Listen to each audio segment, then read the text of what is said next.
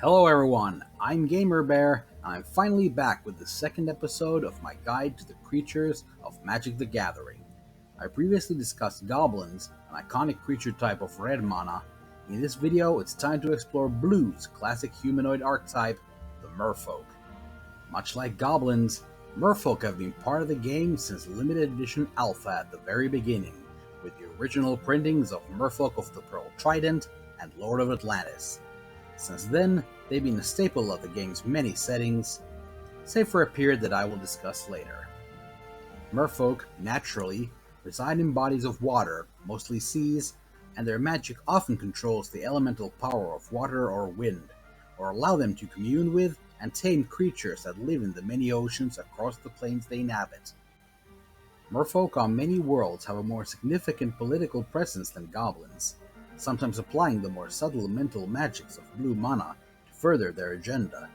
Some types of merfolk live exclusively in water, others are able to traverse the land and either have legs with fins or can use magic to transform their tails to legs. Now, with the stage set, let us begin our tour of the worlds of magic and discover the variety of merfolk that inhabit them. Dominaria is the first plane on which the canonical presence of merfolk was established. They reside across the world's many oceans and have built a number of empires under the waves. Possibly the most ancient and longest surviving of these is the Vodalian Empire that once held dominion over the Voda Sea. Their rule came to an end as a result of the Silex Blast, a cataclysmic event that threw Dominaria into an ice age and, with the climate change affecting even the seas, crab-like hominids found the Voda Sea to be a hospitable environment resembling their native Arctic waters, and eventually overran Vodalia. Survivors fled to new colonies, and eventually a new Vodalia would rise to again reign over the Voda Sea and the trading routes that cross its waters. One of their cities actually rests upon the back of a great leviathan, Slinvoda, and they worship a creator deity, Svalen, who is said to have crafted the first merfolk out of silt and seawater. Off the eastern coast of Ataria, the Burbus Mer Empire once reigned over the coastal waters and the depths beyond, but a devastating treachery during a rebirthing ceremony decimated their population while granting the Cephalids unprecedented numbers in their stead, costing them control over their empire to the sentient cephalopods. The architect of his own people's downfall, Laquatus, was rewarded with position as ambassador to Ataria's land dwellers. Its machinations to acquire the mystical Mirari cost the Cephalid dearly as well. The waters around the southern continent of Jamura house a distinct culture of merfolk as well, though little seems to be known about them. Other types of Dominarian merfolk include the merfolk of the Copper Conch on the Isle of Latnam, who are unique in that they are in fact mutated humans, created by the sages of the College of Latnam to act as guardians, though they seem to have since grown increasingly hostile without their former master's supervision. The Saprazan merfolk of Mercadia were once native to Dominaria, but were transported to the plane to ensure their survival during the height of the ravages of the Brothers' War. They take their name from the floating city of Saprazo, constructed within a flooded volcanic caldera. Saprazo exists both above and under the water. Able to turn their fins to legs on land, the merfolk inhabit both parts of the city, the less affluent out on the raised rim of the caldera, while the wealthier and more influential reside closer to the water at its bottom. The Saprazan have an intricate political system and engage in diplomacy and trade that fill the city with wealth and splendor. When the time came to overthrow the Kyren regime that ruled over Mercadia City, the Saprazan took the side of the revolution and offered the power matrix that had served as their holy relic to the crew of the plain-faring ship Weatherlight. The artificial Plane of Wrath acted as the vehicle for the invasion of the foul Phyrexians, to be phased into Dominaria, merging with it. Wrath housed a race of merfolk that resided in the murky depths of the waters among the great sky-shroud forest's roots. These root-water merfolk were fierce-looking, resembling eel rather than fish, and savagely aggressive, mutated by the influence of the Phyrexian Evenka and resentful of the elves for their trees' encroachment down into their watery territory and the darkness cast upon them by the twisted mangrove roots and the canopy above. As Sky Shroud was plane shifted to meld with the northern land of Keld, the drop in temperature threatened the existence of both elves and merfolk, but the intervention of the planeswalker Freyalise saved them from freezing to death. After Freyalise's death, the continuing survival of the Rootwater merfolk is unconfirmed. Two additional kinds of merfolk appeared on Dominaria as a result of the Wrathy overlay: Gaia's Skyfolk, an amalgam of elven and merfolk ancestry resulting in gaining the ability of flight, and the Razorfin merfolk, a vicious crossbreed of goblin and merfolk. The details of their origins are unknown. Toward the end of the game's stay on Dominaria, the merfolk were kind of being faded out, and with the release of Mirrodin, another race took their spot, as Vedalken were seen as an easier fit into the various settings and the flavor of doing combat with the many landborne creatures than a primarily aquatic one like merfolk. Chandalar is a plane rich in mana to a unique degree that drifts through the universe rather than occupying a specific location. This wealth of magical power has given rise to, and ultimately caused the fall of, great civilizations, the thirst for such power tempting many planeswalkers of old to make a bid to lay claim to the plane and plunder its resources. The merfolk seem to not have been major players in such events, and in more recent history have been victims of being hunted down to near extinction. Chandalar merfolk have a well-earned reputation as thieves, raiders, and looters, infiltrating even far-flung and well-guarded locations to steal arcane knowledge. They've been forced to withdraw into the depths of the Cupshow Sea to endure the aggression they've met, and after biding their time, they have been rallying under the leadership of Talrand, the Sky Summoner, who allied with Drakes and challenged the rule of the dragon tyrant Kalantri over the skies above and the islands around his dominion. The Plain of Lorwyn houses the fish-tailed merfolk called Merrows. They control commerce and trade routes, acting as couriers and merchants, and provide transportation on the Merrow Lanes, a system of rivers that crisscross Lorwyn and meet at the Great Wonderwine River. The above-water portions of Merrow settlements are mostly for show and interacting with land-dwelling races. Merrow do not have the ability to shapeshift and walk on land. Their magic instead largely focused on tide shaping, controlling water through aquamancy, from maintaining waterways to manipulating water to form solid forms used in transporting people and goods. They have an affinity for history and written works and like to stay well informed of current events beyond their rivers, though they aren't above stealing or even manipulating information to suit their purposes. Once Lorwyn shifts into its darker aspect of Shadowmoor, the Merrow experience a major shift as well, their forms more bestial and their once close-knit connection to Lorwyn's other civilized people turning into predation as they go from traders and guides to cutthroats and thieves and raiders, consumed by the covetousness that now drives their actions. Though at least some are still able to manipulate water, they have given up on maintaining the waterways as once they did, causing some to dry up, others to flood, and even the Great Wonderwine to flow murky and neglected. Crossing the waters of Shadowmoor, or even coming close to the water's edge, comes with a great risk. In addition to the plane's intelligent aquatic inhabitants are the Selkie, with lower bodies of seals, much in the way of centaurs' equine lower halves. They seem to hold echoes of memories from a life beyond Shadowmoor, and long for the open waters of an ocean they can no longer find.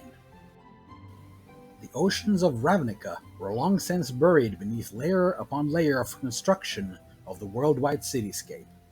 Millennia passed without any contact between the rest of the plane civilization and the merfolk dwelling in the waters far beneath the city's surface, and they were thought to be extinct until massive sinkholes connected the ancient waterways to the surface as flooded zonots, basically inverted skyscrapers that plunge into the depths of layered construction and now host many merfolk's accommodations and workspace.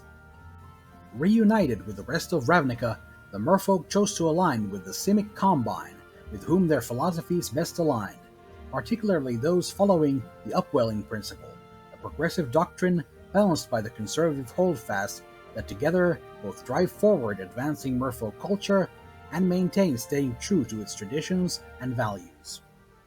They have embraced the Cynic's study of genetics in pursuit of physical and societal perfection, and until recent events, the prime speaker, the highest singular authority of the Combine, was Zigana, a merfolk. Zendikar, a world once racked with both elemental upheaval and an alien invasion of apocalyptic proportions, houses a race of merfolk who once worshipped the distorted images of the very titanic monstrosities that nearly spelled doom for their world. Zendikari merfolk are adventurous yet analytical, curiosity driving them to explore the secrets of their world. While they don't tend to cultivate large communities, they are a relatively common sight among the plane's other inhabitants' established settlements. They can move on land quite freely and even take to the air riding flying manta rays or great birds which they've tamed, or on winged gliders they and the Corps in particular are known for constructing. Probably the most notable magic users among them are the Royal Mages, who manipulate the elemental forces of the landscape warping Royal to assert control over their surroundings, either to suppress the Royal's wild and unpredictable effects, or to weaponize them if need be. Two locations of particular significance to Zendikar's merfolk are on the continent of Tazim. Halimar, the inland sea, cut off from the ocean by Seagate, a great seawall that houses the plane's grandest city and an ancient lighthouse, and the Merfolk Enclave, a hive-like structure built upon an island on the Umara River. The Enclave is the largest merfolk settlement on the plane, and the Seagate Lighthouse is a cylindrical building made up of 20 floors dedicated to learning, housing a vast collection of scrolls on most any subject of study imaginable. It serves as a nexus for merfolk explorers and chroniclers looking to study the findings of others, share theirs, or to coordinate expeditions to learn more. During the height of the Eldrazi's rampages, Seagate, along with much of the continent, was left in ruin. But after the defeat of two of the great titans, the world settled back to its more moderate state of unrest. The harrowing trials its denizens had gone through, bringing the survivors, regardless of race, closer together. In unison, they rebuilt Seagate, and though the Royal still makes Zendikar a dangerous world to inhabit, recently many merfolk hungry for further excitement and wealth have been part of expeditions venturing into ancient ruins in search of treasure and lost knowledge. One Zendikari merfolk of particular note is the planeswalker Kiora, who specializes in gathering a menagerie of great aquatic beasts, which she put to use in battling the Eldrazi to free her home from their threat once and for all. The merfolk of Theros are known as Tritons and worship Thassa, their supposed creator deity. Though with the way the gods of Theros are born from and given form by the dreams, beliefs, and devotion of mortals, it is entirely possible that Triton existed long before their presumed progenitor. Some instead find themselves drawn to Keranos, god of storms and inspiration. The Triton primarily inhabit the Siren Sea, which borders one of the three great polis of humanity, Meletis, and some choose to live in the city. Triton are more adept at thriving on land than most merfolk, though they still need to periodically spend time submerged to keep their gills soft. Sea-dwelling Triton more often than not seem to hold an antagonistic stance toward humanity, but are known to, on occasion, come to the aid of heroes at Thassa's behest. They tend to favor spells that shape waves, inspired by shows of Thassa's might, and sometimes ride the half-equine hippocamp into battle, racing through the waves on their backs. Due to the nature of the Therosian underworld and a degree of purposeful neglect by its ruler Erebos, the dead, including Tritons, sometimes return to the realm of the living as returned, zombies that have lost their memories and identity. Recently, the Zendikari merfolk planeswalker Kiora attempted to usurp some of Thassa's influence over the Triton and the great beasts of the sea that she craves under her control. While Thassa's power proved greater, Kiora managed to escape and even snatch the deity's signature bident. On Ixalan, the nomadic river heralds reside on the western continent the plane is named after, both on land in the jungle and in the great river and its 9 tributaries, each associated with one of the 9 tribes, as well as the inner sea, most rarely venturing beyond the continent's interior, even into coastal waters. Ixalan's merfolk come in two subspecies, the green-aligned type that favor dwelling on land, and their blue mana-aligned kin who prefer staying in the river's fresh water. The shamans of both, known as Shapers, use magic in a variety of ways to harmoniously manipulate their environment. They share Ixalan with the native dinosaurs and the humans of the Sun Empire, with whom they have long contested over control of the golden city of Orazca and the immortal sun, a device of great power created by Azor, the Sphinx Planeswalker and founder of the Azorius Senate on Ravnica. The River Heralds see keeping the immortal sun out of reach of those who might abuse its power as their solemn duty, keeping its location a secret even from themselves, lest the knowledge find its way into the wrong hands. Recently, that task became much more challenging as the pirates of the Brazen Coalition arrived on the continent, and on their heels the vampiric conquistadors of the Legion of Dusk, in pursuit of both the pirates as well as the immortal sun that they considered their holy relic. In the end, it ended up taken off-plane by agents of the sinister dragon planeswalker Nicol Bolas, whilst the Sun Empire seemingly claimed control over Orazca in a crushing defeat dealt to the River Herald's goals. We know merfolk exist on Kylan, but due to our limited information on the plane at this time, we only know that some partake in the wildly popular combat sport of martial magic. The merfolk of the medieval plane of Eldraine are known as Undine. Rule over the lands are split among 5 courts, and the order of knights serving each realm seeks to personify one of the fundamental virtues of loyalty, knowledge, persistence, courage, and strength. Of the 5 courts, the Undine are most associated with Vantress, its namesake castle built on the Lake Lochmere, and home to the Magic Mirror, a mystical artifact housing untold knowledge it shares with those it deems worthy. The chamber housing the mirror is submerged in water when not drained to accommodate seekers of insight, and the Undine are thus free to visit it at all other times.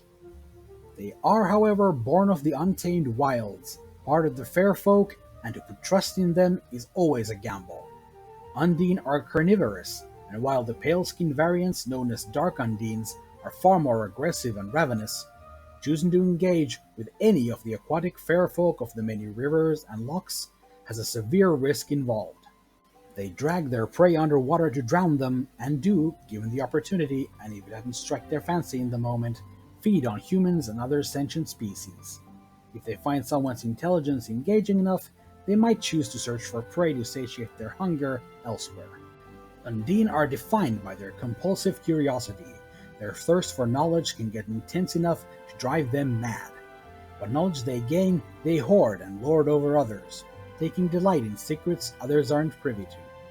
Due to their secretive nature, little else is known about them. Arcavios, its skies lit by dual suns, was birthed from the merging of 2 planes of existence, and houses a wide variety of sapient species, as well as the great magic academy, Strixhaven.